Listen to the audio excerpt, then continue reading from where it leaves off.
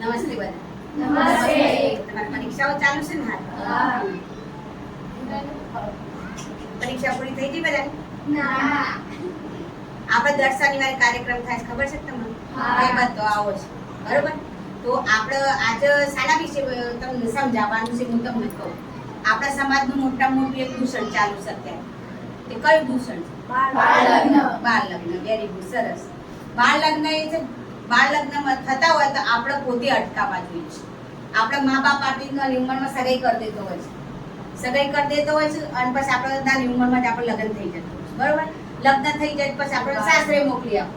સાસરે મોકલી આપણે નાની ઉંમરમાં પછી આપણે બાળક થઈ જાય. બાળક આપણે પોતાનું આપણે ધ્યાન ના રાખી શકીએ તો બાળકને ના ધ્યાન રાખી શકીએ. નાની ઉંમરનું આપણને કશી ખબર તો પડે ના, તો આપણને પણ પોષણ ના મળે, બાળકને ના મળે, આપણે પણ પોતે કુપોષિત થઈએ, બાળકે કુપોષિત થાય અને આપણો જીવ જોખમમાં મુકાય વધારાનો, બરોબર? એટલે આ કુપોષણ દૂર કરવા માટે કરીને આપણે પહેલું શું અટકાવવું પડે? બાળ લગ્ન અટકાવવું પડે.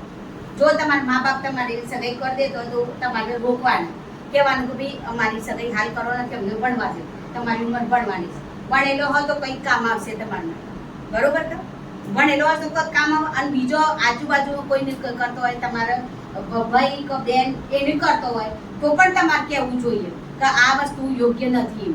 અને બીજું, જો બાળ લગ્નના સાથે સાથે ઘરમાં ભેદભાવ પણ થતો હોય છે, જાતિ ભેદભાવ.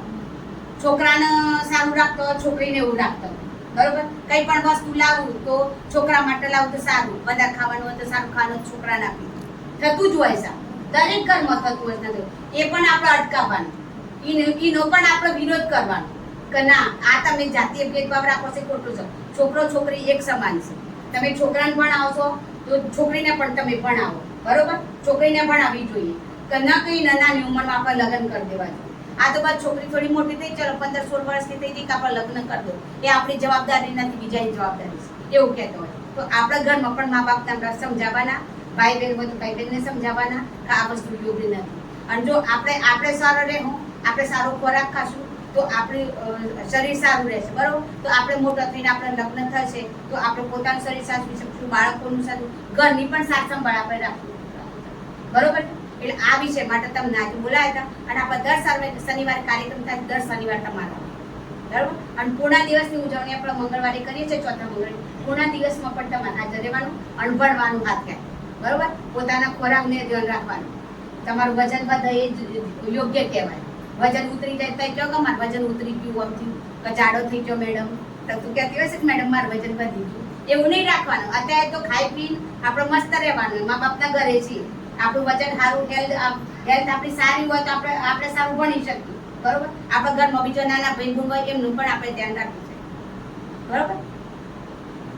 છે ને આ ભાભી છે, બરોબર? આપણા ફળિયાના જ છે.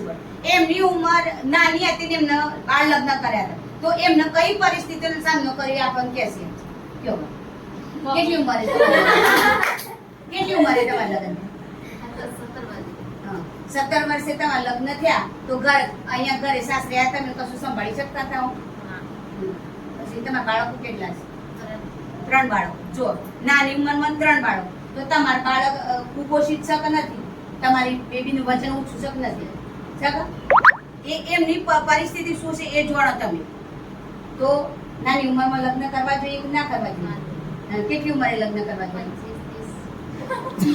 25 વર્ષે, બરોબર છે? હા, બરોબર છે, વાત સાચી છે. આપણે 20 વર્ષે લગ્ન કરી દઈએ છીએ, પણ 25 વર્ષે છોકરી ભણી ગણી તૈયાર થઈ જાય, રેડી થઈ જાય. સાચું મજા નહીં. હા, બરોબર. 25 વાર તો કરી દેવાનું લગ્ન, 25 વાર આવો એટલે લગ્ન કરી દેવાનું. તો જ આપણે ઘર સંભાળી શકીએ. મારે તો 18 વાળી નોકરી વાળી થાવ ને પછી કીધા જો તો તો તમારે આ વસ્તુનો વિરોધ કરવાનો છે, કરશો બધા, બરોબર? હા, અન્યાય થતો હોય તો આપણી સાથે અન્યાય સાથે આપણે અવાજ ઉઠાવવો જોઈએ, બરોબર? એટલે આપણું એ શોષણ ના થાય. ચલો તાલી પાડો.